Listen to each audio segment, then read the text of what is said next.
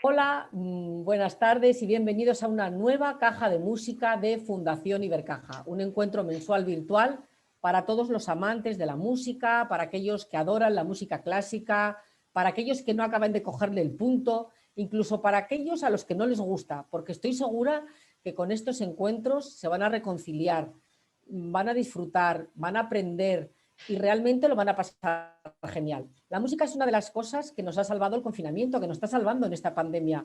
La música nos cambia el estado de ánimo y la música beneficia seriamente la salud.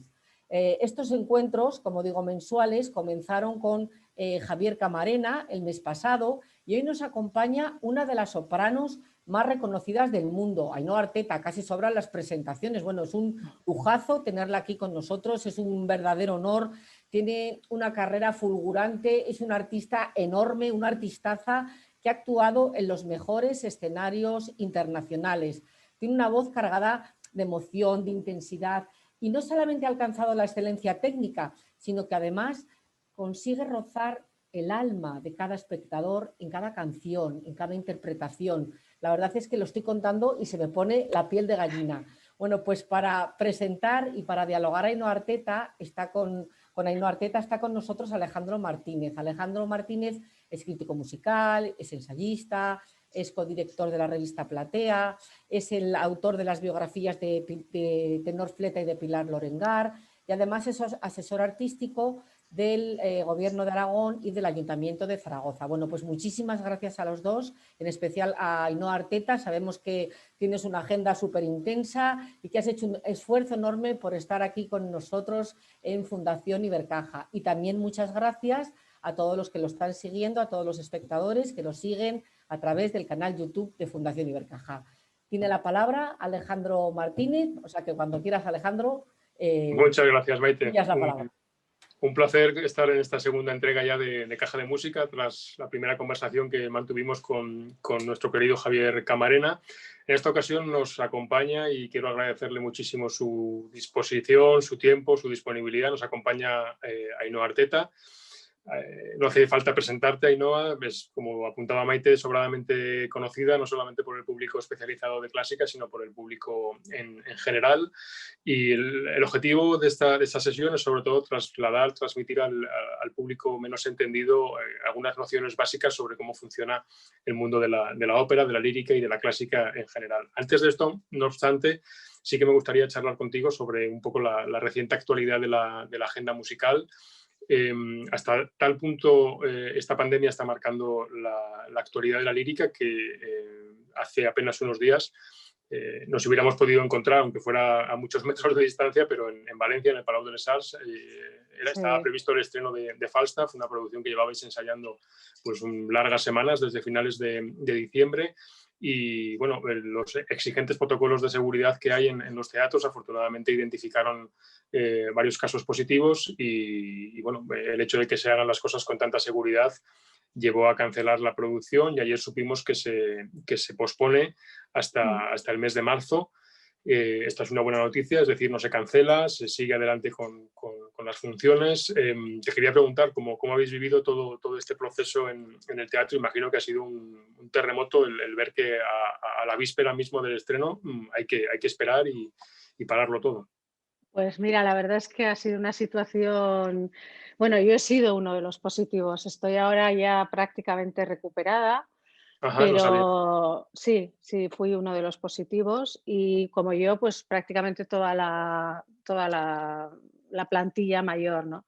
Y yo creo que esto ha sido, o sea, fue tan sorpresivo para todos porque hoy en día, mejor que nosotros y que tú, Alejandro, que lo estás viviendo, entrar en un teatro es prácticamente entrar casi en un quirófano, ¿no? Porque las pruebas que te hacen, las mascarillas, o sea, no estás, si no estás cantando estás con la mascarilla continuamente puesta y cuando estás cantando ya con orquesta. Si estás cantando con piano, es un ensayo normal, siempre con la mascarilla puesta. O sea, las medidas que se están tomando son tremendas, ¿no? Pero bueno, está claro que todo esto, las noticias incluso lo han dicho, todo este pico que subió en Valencia, que fue una cosa como de repente Sí. brutal, pues afectó también en la ópera, ¿no? Gracias a Dios yo estoy bien, pero lo hemos pasado mal. O sea, yo creo que casi todos hemos estado bien, pero siempre con el miedo de que tienes una enfermedad como esta y además sabiendo que hay gente alrededor, en mi familia y eso, pues que han estado ingresados con sus respiradores y todo eso. Por eso yo quiero empezar antes de nada esta conversación, esta entrevista con un llamamiento a la conciencia de todos, de que esto no es ninguna broma, de que aquí se está jugando con algo muy importante que es la salud y que yo cada vez que veo estas fiestas, estas cosas que salen en la televisión, estas irresponsabilidades tan grandes me agarro a la cabeza y digo, Dios mío, o sea, creo que nos pasa poco para todo lo que podía pasarnos, ¿no? Entonces, simplemente un llamamiento a la población de que lo tomen muy en serio. Ya no es solo por la seguridad de uno mismo, sino por la seguridad de los demás. Y luego ahora ya vamos a hablar, pues, en cómo todo esto ha cambiado el mundo de la lírica, el mundo del arte, pero bueno, gracias a Dios también hemos comprobado una cosa, que muy a pesar del COVID y de todo esto, el arte, la música, la actividad cultural nunca, jamás, jamás se va a parar. Tiene que morir el mundo para que se muera la música o el arte o, como digo yo, la actividad cultural, porque está intrínseca en todos nosotros, porque es algo que no es una pastilla que te cura, no es nada que se ve, que es factible, sino que es algo que se escucha, que sana el alma, que Sí, va alimento para el alma, sin duda, sí, sí. eso es un alimento absolutamente necesario para la emoción y el alma del ser humano. Incluso ya no digo yo del ser humano, sino de cualquier ser vivo. Está comprobado que pones en un invernadero, pones música y las plantas están mejor. Los animales también con la música. Yo tengo unas cuantas mascotas y se lo pasan bomba cuando les pongo música. O sea que hay algo que es intrínseco en nosotros y que no deberíamos de dejarlo pasar por muy favorables o infavorables que tengamos políticamente administradores o administrativos que lo pasen por alto. Esto es algo que por mucho que quieran no van a poder pasar por alto, porque Sí, mientras sí, sí. exista un ser humano o un grupo de personas van a estar haciendo arte plástica o música, porque es una manera que tenemos de expresarnos y es una manera que viene desde el alma, desde dentro, desde muy adentro. Pues comencemos por ahí. ¿En qué momento descubres la vocación por la música, por el canto? Entiendo que el vivir en un entorno familiar en el que hay música es determinante, pero ¿en qué momento uno decide que eso va a ser su dedicación profesional, vital? Bueno, profesional, hasta que no gané el concurso del Metropolitan, no tenía ni idea si iba a poder ser profesional de esto o no, pero que yo desde que tenía uso de razón, con 3 años, 4 años, tengo fotos en casa en las que yo bailaba, cantaba, se me veía siempre haciendo alguna actividad artística, ¿no? Entonces yo creo que ahí era algo en mi génesis que me atraía muchísimo, con lo cual me divertía. He sido pésima en el colegio, pésima en todo aquello que me han obligado y sin embargo nunca jamás era pésima en todo aquello que tenía que ver con la música, con el movimiento, con el arte, con la pintura, con el leer, con tal. Eso era algo que mi padre, gracias a Dios, bueno, pues él era profesor y yo creo que él fue el primero que se dio cuenta, ¿no? Fíjate, como profesor no me exigía que sacara buenas notas, sino que a él le valía con verme que yo había elegido ya un camino con el cual yo me desarrollaba sola, pues porque no había tampoco tantos medios entonces en un pueblito como Tolosa, y eso a él ya le valía. Él siempre lo tuvo claro y siempre le dijo a mi mujer, porque mi madre empezaba: José Ramón, por Dios, si es que todos son cates, si es que todos saca ceros, todo no sé qué.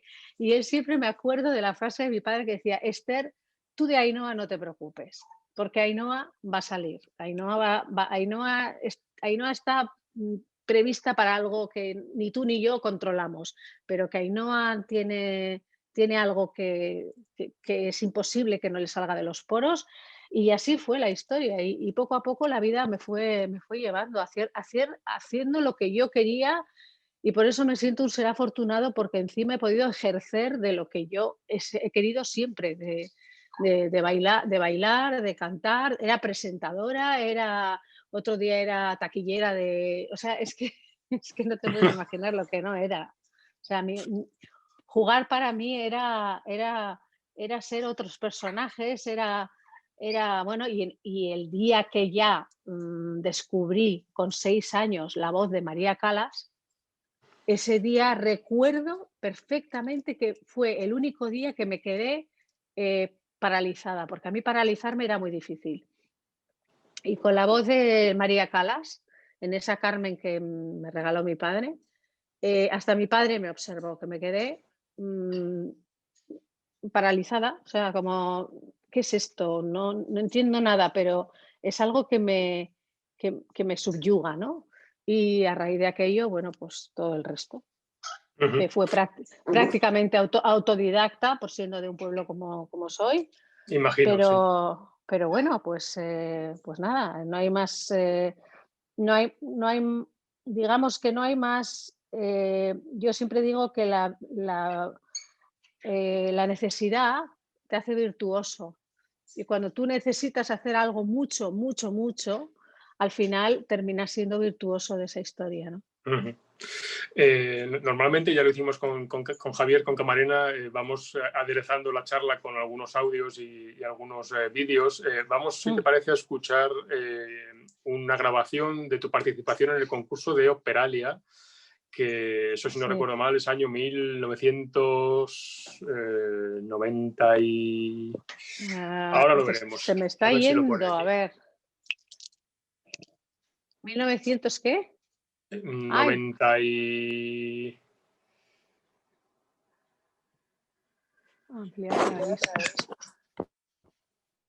Vamos a ver. 93. Ah, sí, bueno, ya te contaré la anécdota de ese. Mademoiselle Ainhoa Arteca y Barola Barú. Espagne, Traviata, air de Violetta.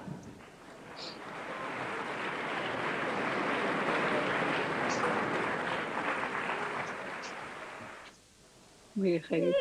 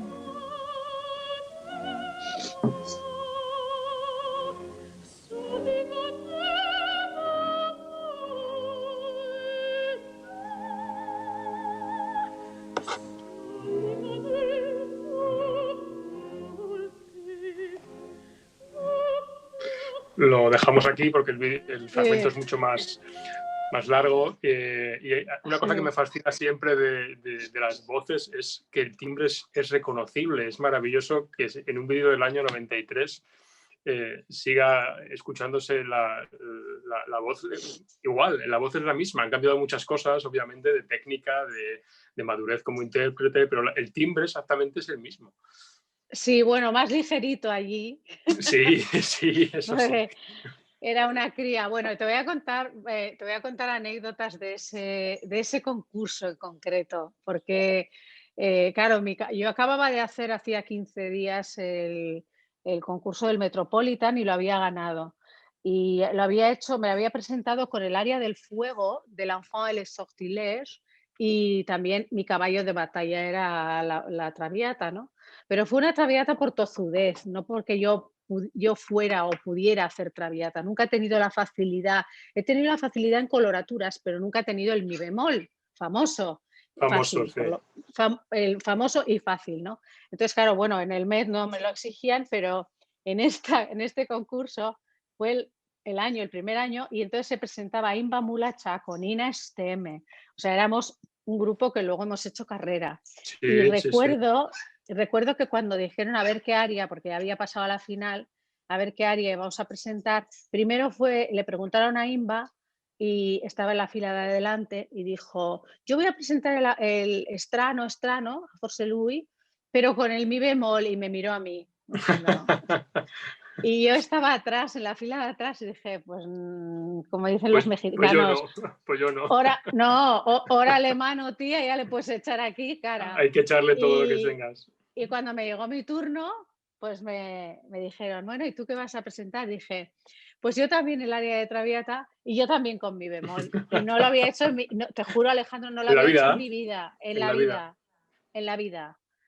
Yo, o sea, me estaba viendo esas imágenes y estaba acordándome, madre mía, todo el rato cantando el aria y pensando, y voy a tener que irme a mi bemol y no tengo mi bemol. Los sudores fríos. O sea, no te puedes ni imaginar lo que fue. Bueno, pues no solo hice el mi bemol, que por eso te digo que la necesidad te hace virtuoso, sino que encima, como gané el premio del público, que fue de las pocas veces que gana el premio del jurado más el del público, tuve que repetirla. No me digas, ¿sí? No, te lo juro. O sea, mis dos únicos mi bemoles en la vida. La misma noche. Dos en la misma noche. Yo creía que me daba algo, digo, no, oye, pero bueno, me salieron de aquella manera, pero me salieron, claro. Imba técnicamente, Imba estaba muchísimo más preparada que yo en ese momento. Imba ha sido y es una extraordinaria cantante con una técnica increíble. Su madre la preparó, y yo, sin embargo, bueno, pues tenía mucho talento, pero no tenía tanta técnica como tenía Imba. Lo que sí tenía era unas ganas locas de cantar y de ganar, y vamos, ya te digo. Pero bueno, los concursos como este, a tu juicio, ¿qué aportan a los cantantes? Porque hay veces que son una manera de medirse a uno mismo, de ver en qué momento está, de aprender a controlar los nervios, pero no sé si realmente son un trampolín para las carreras profesionales. Bueno, igual ahora un poco más, porque están presentes en los jurados directores artísticos cada vez más, y ahí hay una relación directa, ¿no? Algunos... tengo que decir que a algunos los concursos les han venido muy, muy bien, porque precisamente lo que decías tú, hay directores artísticos de óperas y tal, y los escuchan y tal, ¿no? A mí, sinceramente, en estos dos concursos tengo que decir que, si no es por el del Metropolitan, yo todavía no sé dónde estaría, pero yo el concurso del Metropolitan tuve la suerte de que no había tantos... directores de ópera, pero sí estaba la CAMI, la agencia, y me cogieron. Sí. Y entonces, en aquel momento, la CAMI era la agencia más fuerte, me cogió uno de los departamentos de la CAMI, y así empezó mi carrera. O sea, que no son fáciles, sí. Que yo no estoy hecha para concursos porque nunca me ha gustado la competencia desleal. O sea, en el sentido de que estés deseando que al otro le salga mal para que Para tú, lucir tú, sí. ¿no?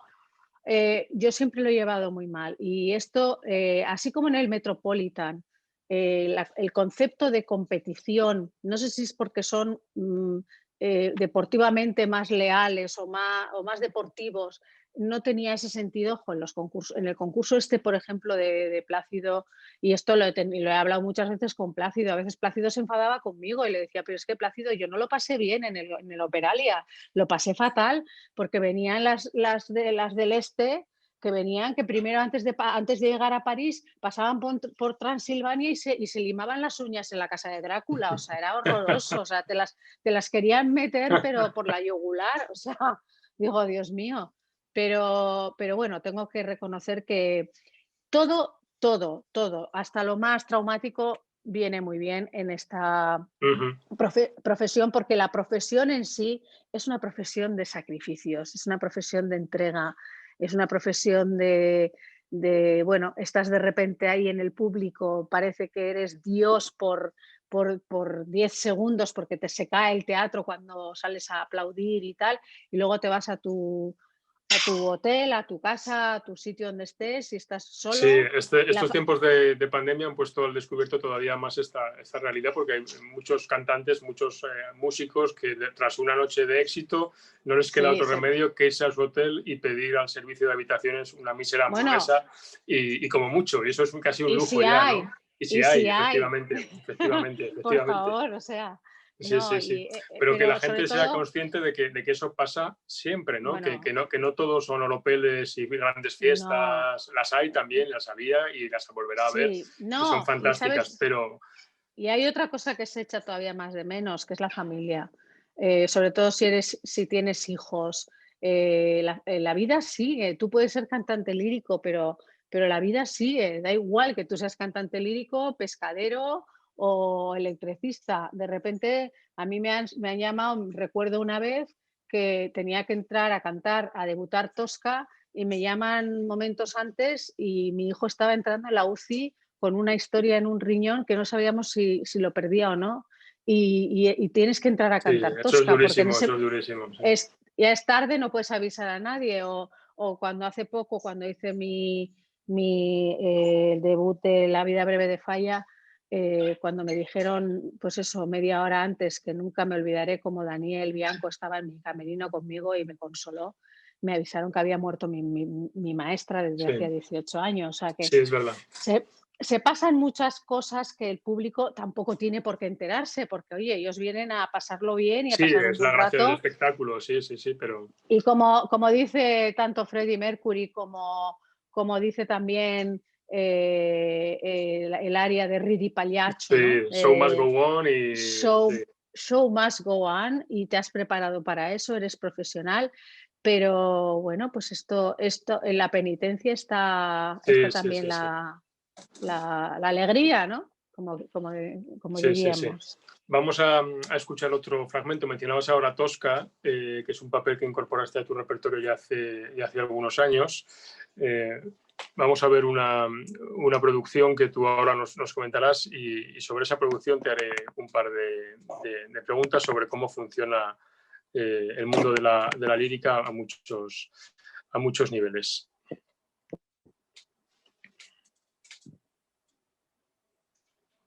A ver qué Tosca es.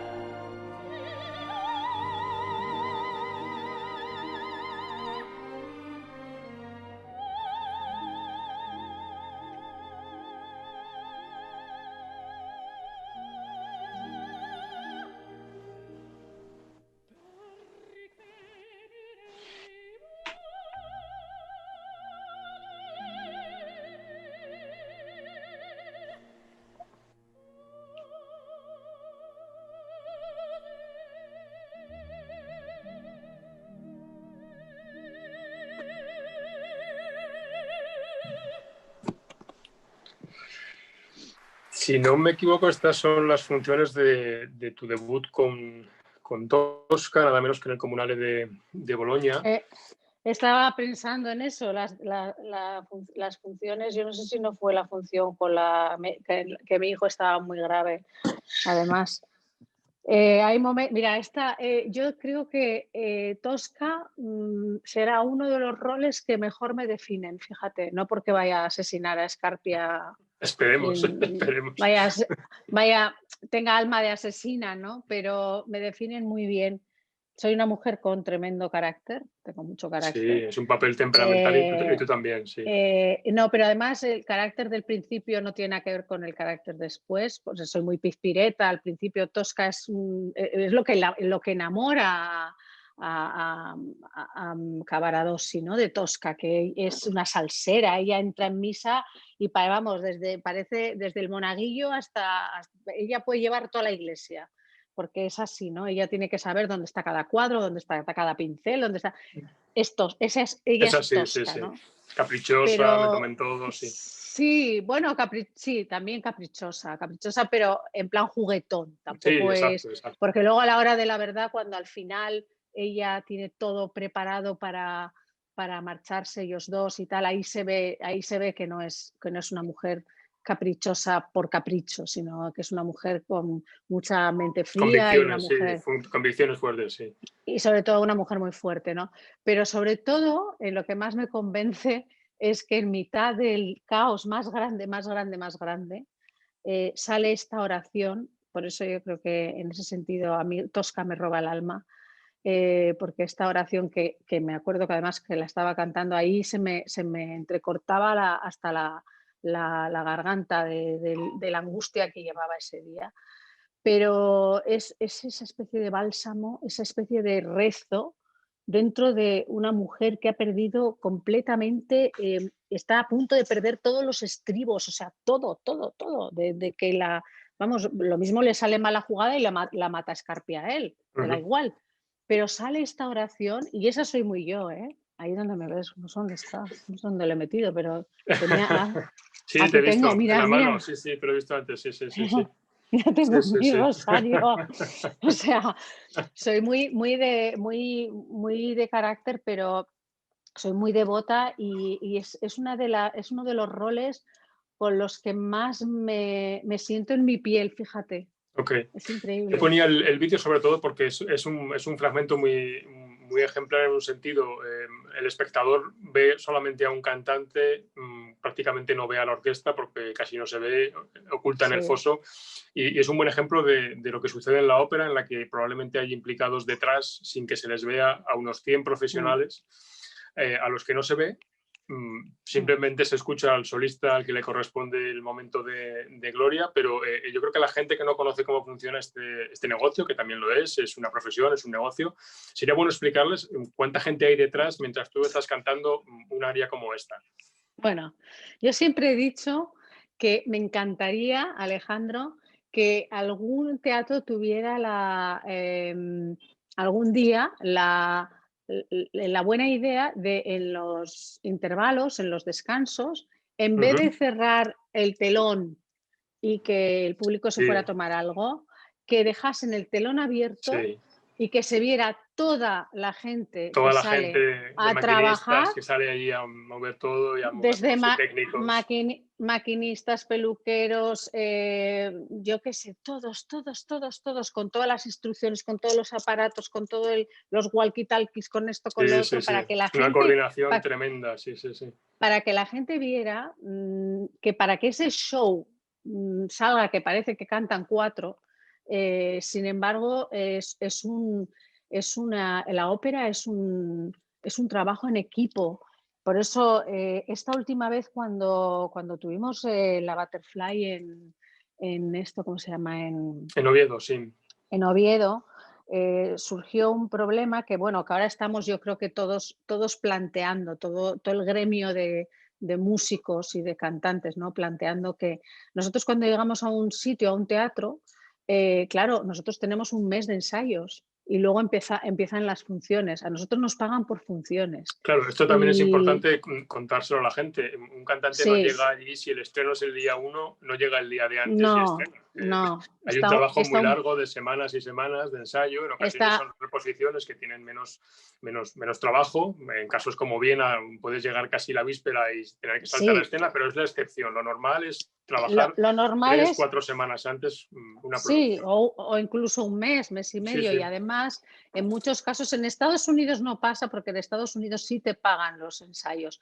Pero, por ejemplo, en España y en Europa, en la mayoría de los teatros, no pagan los ensayos. Entonces, claro, ¿qué pasa? Que tú te has estado igual, ahora ha pasado con el Claro. momento de la pandemia que ha surgido la realidad, que igual hemos estado un mes y medio trabajando.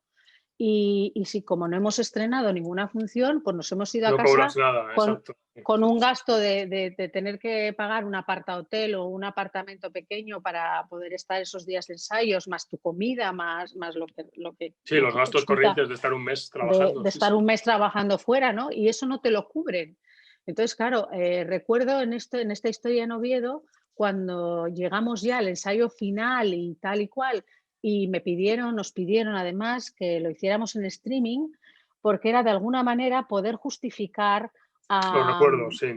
A las autoridades para poder hacer las autoridades algún tipo de cobro, sí. Sí, para que pudieran incluso indemnizar, porque no es lo mismo incluso además los técnicos de un teatro estable, como puede ser el Teatro Real o puede ser el Teatro La Sí, que Zarzuela, están en ¿no? plantilla fija, sí. Que, por ejemplo, los técnicos que tiene, por ejemplo, la Ópera de Oviedo o la Sí, que Ópera son altas y bajas o son por proyecto, efectivamente. de la ABAO, ¿no? Y que entonces, bueno, pues si el proyecto no sale por lo que sea, ese gasto, ese mes y medio de gasto que tienes de muchísima gente que está ahí trabajando, se queda sin cubrir. Entonces tuvimos que hacer un streaming para enseñárselo a las autoridades para que vieran que detrás de todo eso había un trabajo tremendo de mucha gente que no podía quedar sin cobrar. O sea, hasta porque por cuestión de protocolo, que yo entiendo perfectamente, que tuvieron que cerrar el teatro, pero que sí es verdad que hay muchísima gente que yo siempre digo que a mí me encantaría que salieran a saludar hasta los técnicos cuando salen a saludar. A mí me hace mucha ilusión cuando sale el coro, esto, lo otro, pero hasta los técnicos deberían de salir a saludar para que la gente viera. Además, los pobres, de verdad te lo digo, hay vestidos de negro, porque tienen que ir vestidos de negro, claro. en silencio sepulcral. Muchos de ellos se saben la ópera mejor que tú. No, de verdad, además. Cierto, porque sí. Es impresionante ver qué profesionalidad y qué capacidad de trabajo tienen. Tienen que movilizar escenarios de toneladas entre ellos. O sea, sí, es un trabajo muy físico a veces, sí.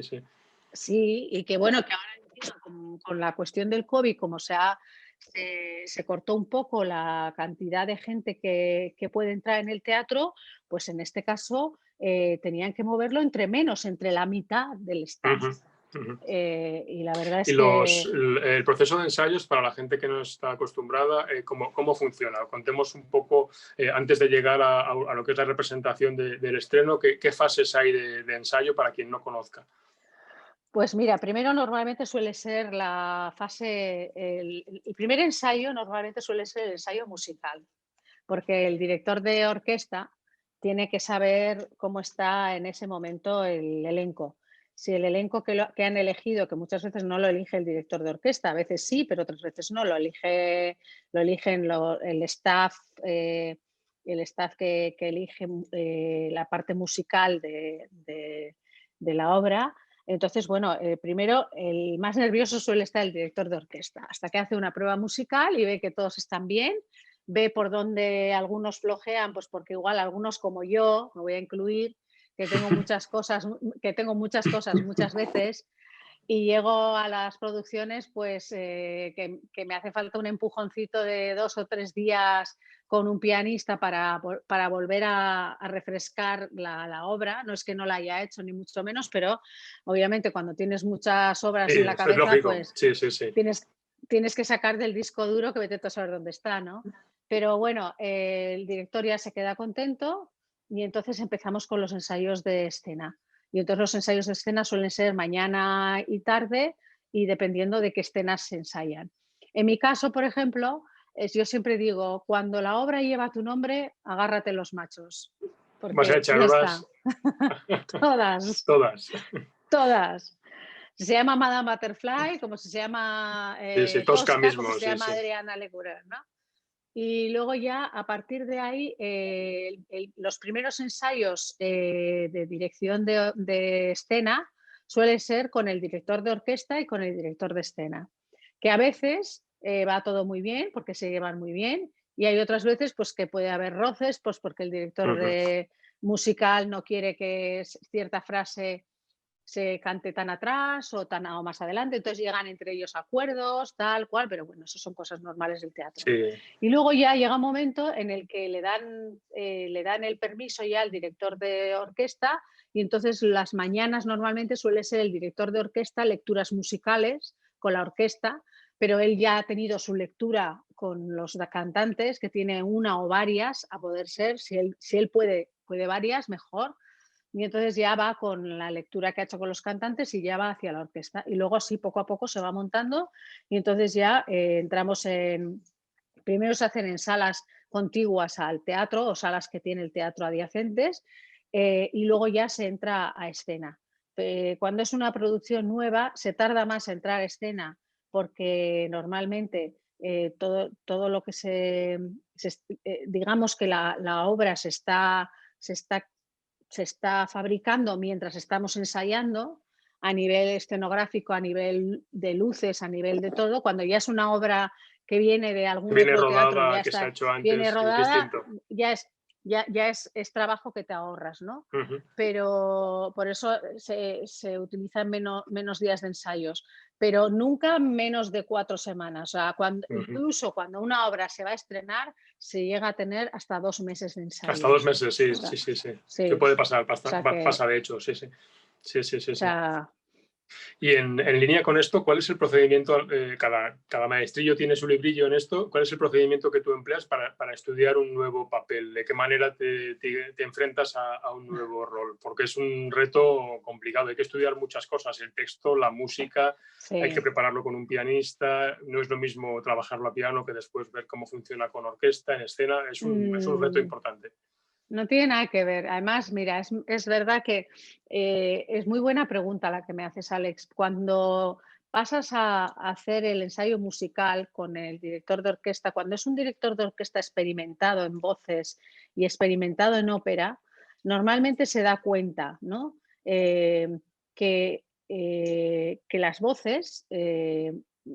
voces tienen un cierto volumen. Entonces, en una sala pequeña donde no está la orquesta, donde no tienes referencia con orquesta, sino que es con piano, hay veces que hay directores que protestan porque dicen, bueno, ¿a dónde vas? Pero por Dios. Y luego tú piensas, bueno, me voy a tranquilizar porque este señor, en cuanto vea que vamos al escenario y que se pone la orquesta delante y qué tal, yo ya sé el volumen que hace falta para esta historia. Claro. Porque además sé que, por ejemplo, uno de los actos que suele ser más sorprendente para los directores de orquesta de ópera es el segundo acto de la Bohème, porque se creen que el segundo acto de la Bohème, claro, hecho en una salita pequeña, es como una cosa, bueno, de cámara, ¿no? De cámara, sí, pero nada más Sí. lejos de la realidad. Sí. Y cuando llegan al escenario y es la orquestación de Puccini en el segundo acto de la Bohème es brutal. Entonces, claro, de repente han cogido a una soprano un poquito ligera para hacer musetta y se la comen. Es que se la comen entre la orquesta, la orquesta, el coro y todo, se la comen. Entonces yo me acuerdo de esto porque he sido durante 11 años musetta en el Metropolitan. Y me acuerdo cuando me ofrecieron musetta, me dijeron que sepas que en esta casa las musetas las hacen quienes tienen voces que se escuchan en el teatro. Que se oyen con proyección.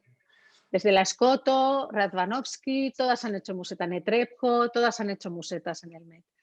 Entonces, te digo esto porque muchas veces nos pasa que hacemos el ensayo con el director y en sala pequeña y les parece, uff, madre mía, ¿dónde va esta? Por Dios, qué barbaridad.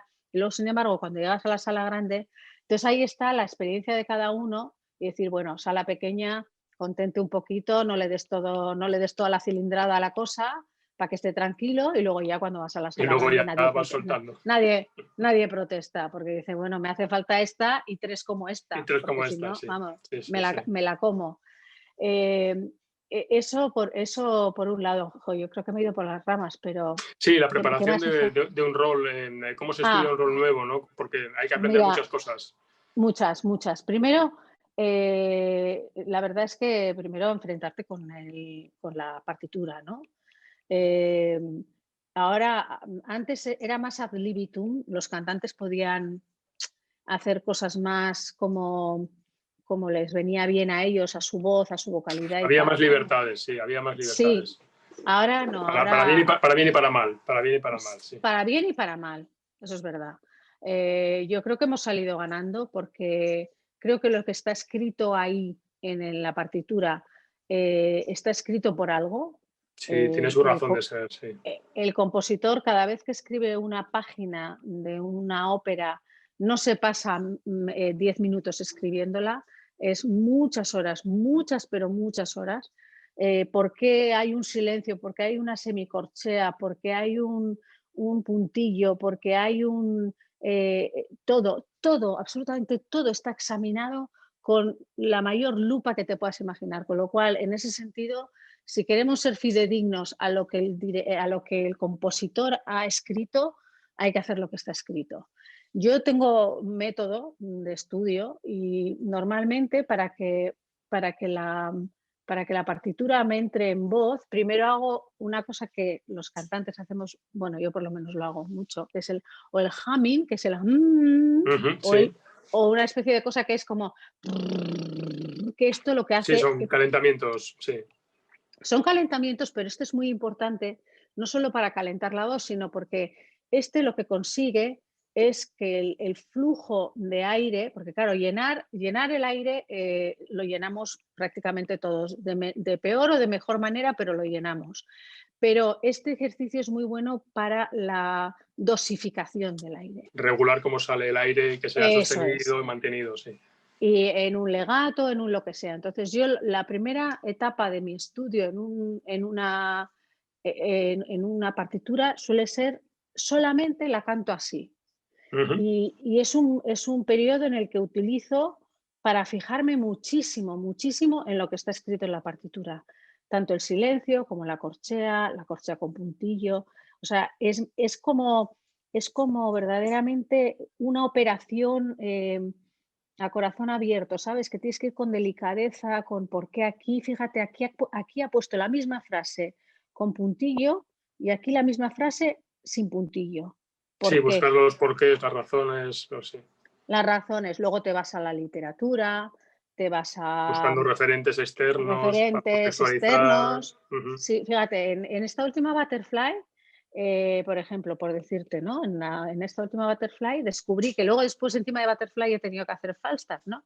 Pero descubrí, bueno, luego lees, obviamente, hay unos libros buenísimos, hay uno sobre Verdi, que es muy bueno, y hay uno sobre Puccini, que ha salido ahora también, que es buenísimo. Luego voy a ver si lo encuentro y te lo enseño.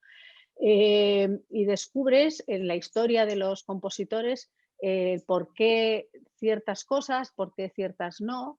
Y cuando estuve estudiando Butterfly, leí que Puccini estaba buscando una nueva obra. Estaba buscando una nueva obra bufa y, sin embargo, en ese momento, como era coetáneo, bueno, era más joven que Verdi, pero era coetáneo de Verdi y además demuestra que unos y otros iban a escuchar. Sí, totalmente.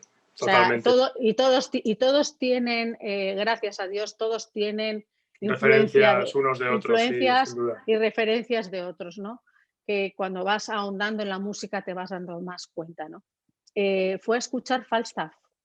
Y cuando escuchó Falstaff, el mismo Puccini dijo, pero ¿qué me voy a meter yo en nada cómico cuando este señor ha hecho una obra de arte? En su madurez última, además, y ha tardado tanto tiempo en afrontar esto, sí. Dice, después de, además que Verdi afrontó Falstaff después de 14 años sin escribir. Sin componer, sí. Y fue porque Arrigo Boito lo quiso sacar de esa depresión, había muerto su mujer, su hija, ya había compuesto todo lo que había compuesto era le habían acusado de, además de ser muy populista, pues porque componía todo con áreas de aplauso y tal y cual, y nos dejó este grandísimo regalo, esta joya única que es el Falstaff, ¿no? Y Puccini lo fue a escuchar, y cuando escuchó Falstaff dijo, yo no voy a hacer nada de lo que tengo planificado con esta obra cómica, y fue cuando se fue a Londres a ver la obra Madame Butterfly, no Crisantemo, Madame Butterfly, de un autor americano, bueno, sudamericano, en teatro. Y es cuando ahí encontró la inspiración para Madame Butterfly después. Sí. Para la Madame Butterfly, que la Madame Butterfly está compuesta por 2 obras, por Crisantemo y por Madame Butterfly. Porque no tiene nada que ver Madame Butterfly del primer acto, que es Crisantemo. Sí, son 2 personajes completamente distintos, sí. Y además vocalmente es delicada, no tiene nada que ver, es una geisha, es una niña prácticamente, de 16 años, que luego en 3 años ha tenido que pegar pues eso, con todo lo que le ha pasado, ¿no? Y ahí es donde termina la Butterfly que él quería, ¿no? La Butterfly que vio en Londres, ¿no? Todas esas cosas son fundamentales a la hora de estudiar un papel nuevo, sí. De afrontar a un papel nuevo, ¿no? Yo recuerdo también cuando tuve que estudiar Elisabetta de Valois. O sea, yo no he visto más historia y más referencias. Me leí el libro de Felipe II, además aparte que me encanta la historia, me vuelve loca. Yo creo que si no hubiera hecho ópera, me hubiera dedicado a historia, y de hecho mi marido a veces me anima, me dice, ¿por qué no te apuntas a un curso universitario online de historia? Porque te gusta mucho la historia, ¿no? Entonces, bueno, primero te he dicho que estudio con el que hace que la voz esté todo el rato ahí. Una vez de que sé dónde tiene que estar la voz en todo momento, ahí le voy añadiendo vocales sin añadir consonantes. Ajá. O sea, por ejemplo,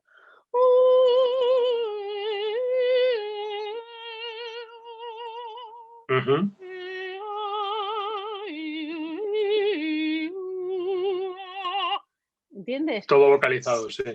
Todo vocalizado. Cuando ya está todo vocalizado, ahí ya poco a poco le voy metiendo la letra. Buscando el legato, la redondez, imagino, sí. Y buscando sobre todo que la voz esté la pronunciación, sí. Los labios, sí. Al mínimo esfuerzo esté en la máscara. La voz tiene que estar en la máscara. El otro día veía, no sé si en Instagram además, que me pareció una masterclass de Magda Olivero, maravillosa, ¿no? De cómo hacía ella la máscara y la voz de pecho. Porque hay mucha gente que tiene tendencia a hacer voz de pecho, a hacerla como ahí abajo. Como muy hacia abajo, muy gutural. Sí.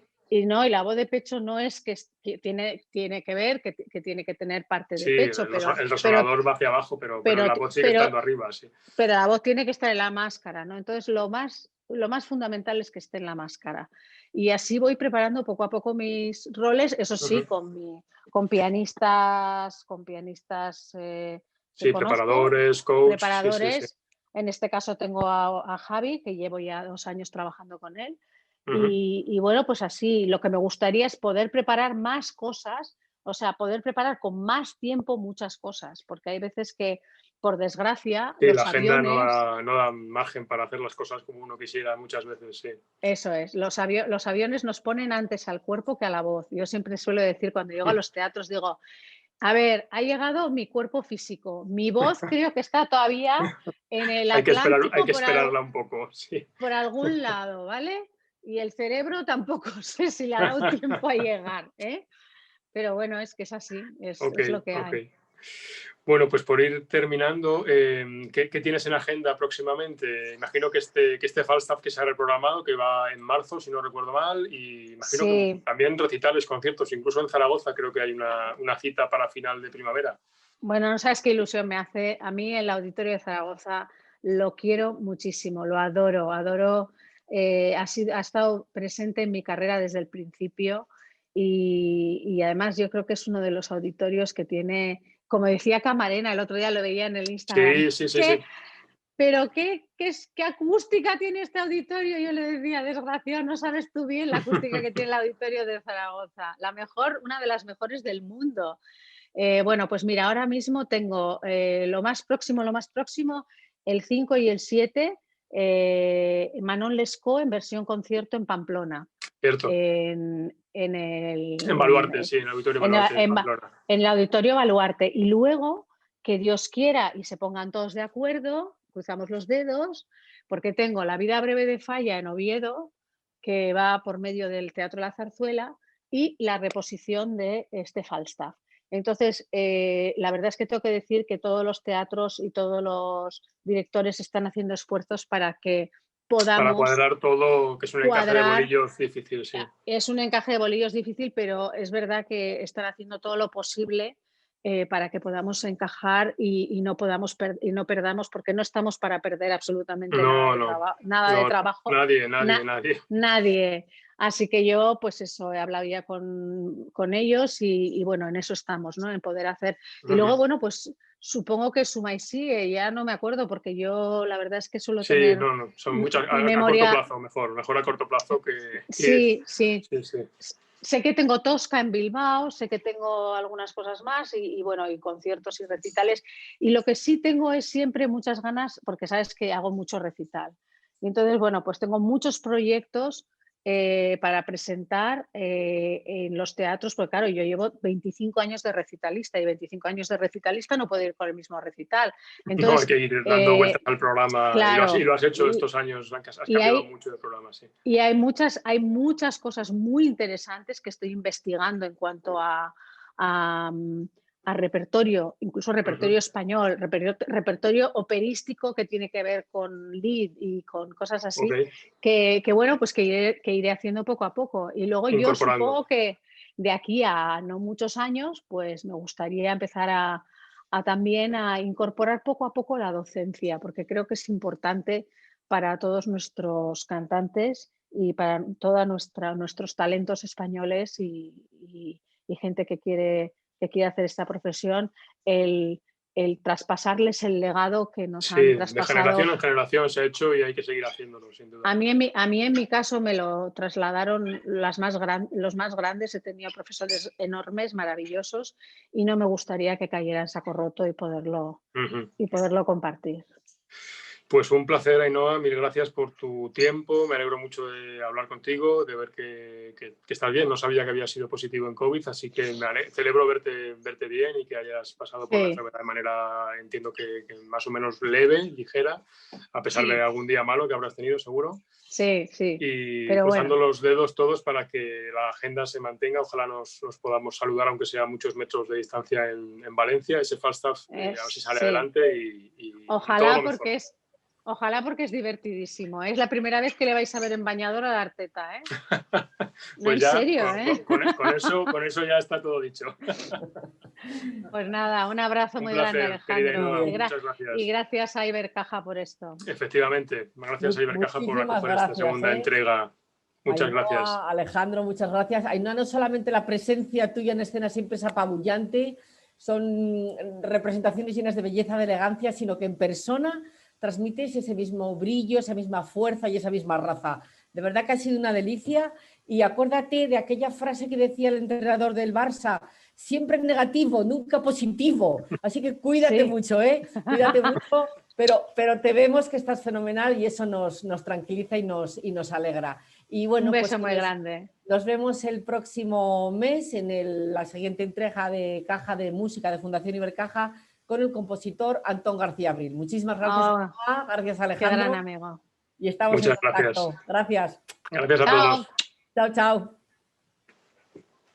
Juntos construimos un mundo con más oportunidades para las personas, para conseguir una sociedad más inclusiva y sostenible. Fundación Ibercaja. Juntos hacemos más.